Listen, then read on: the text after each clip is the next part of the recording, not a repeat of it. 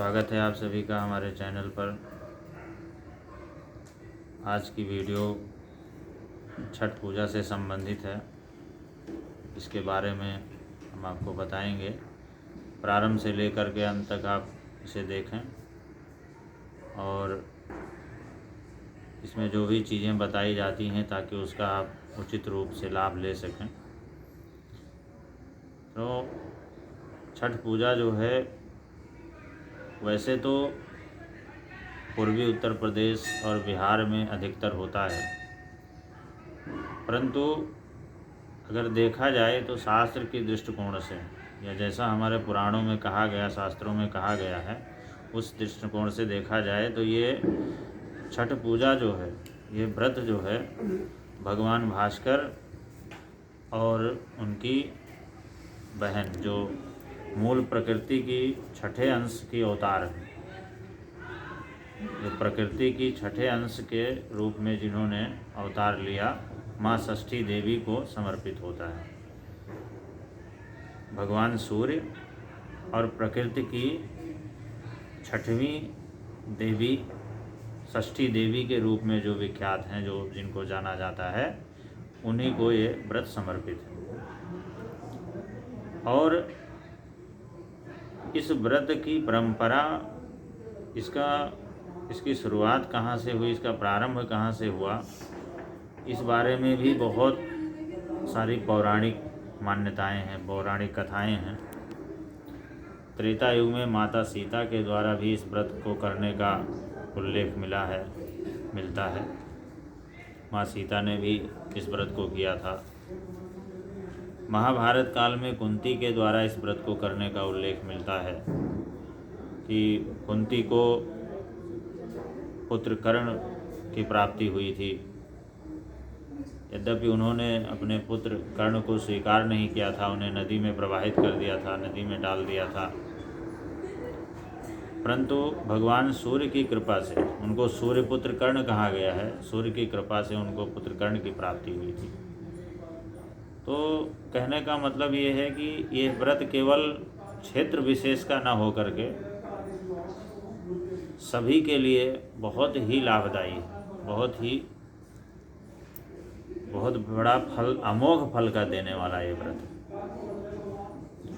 और खास करके उन व्यक्तियों के लिए, उन दंपतियों के लिए जिनको संतान की कामना है, जिनके संतान में विलम्ब हो रहा है या जिनको संतान नहीं है, खास करके पुत्र नहीं है, उनके लिए ये व्रत जो है वरदान स्वरूप। और अगर नियमतः इस व्रत को किया जाए, जैसे इस व्रत में 36 घंटे का निर्जल व्रत रखा जाता है, अगर नियम पूर्वक उस व्रत को किया जाए तो भगवान सूर्य और माँ षष्ठी की कृपा से संतति अवश्य प्राप्त होती है। ये व्रत जो है बड़ी ही कठिन तपस्या का व्रत है। और वैसे भी कहा जाता है जिसको संतान नहीं होती है तो कहते हैं सूर्य पुराण का पाठ करो, सूर्य की उपासना करो। तो सूर्य की उपासना का ये एक बहुत बड़ा पर्व है और जिनको भी संतान की कामना हो वो इस व्रत को करके इसका लाभ लें। और अगर नियम पूर्वक इस व्रत को किया जाए तो इसका लाभ जरूर मिलेगा, संतान की कामना की पूर्ति जरूर होगी। इस बार यह व्रत जो है 8 नवंबर से प्रारंभ होकर के 11 नवंबर को इसका समापन होगा। 8 नवंबर को नहाए खाए के साथ में इसका प्रारंभ होगा, जो पहला दिन है, व्रत का प्रथम दिन है। और दूसरा दिन 9 नवंबर को पंचमी तिथि को, इस दिन खरना होता है। और इसी दिन से निर्जल व्रत का जो समय होता है इसी दिन से प्रारंभ होता है।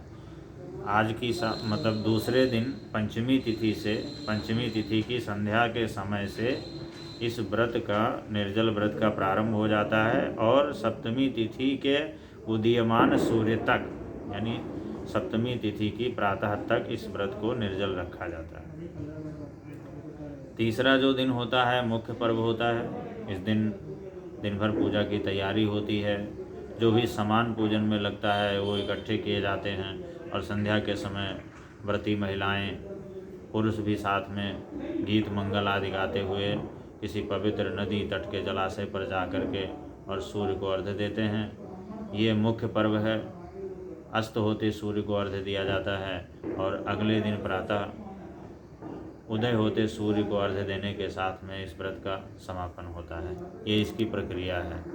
तो इसमें कठिन तपस्या और कठिन मेहनत, तपस्या के साथ साथ में इसकी तैयारियां भी बहुत काफ़ी कठिन हैं, बड़ी क्लिष्ट तैयारियां हैं। कुछ ऐसे पकवान हैं, कुछ ऐसे व्यंजन हैं जिनको बनाने में बहुत समय लगता है, लेकिन वास्तव में ये व्रत जो है संतान की कामना को देने वाला है। इस व्रत को सभी लोग कर सकते हैं और उसका लाभ ले सकते हैं। बहुत बहुत धन्यवाद।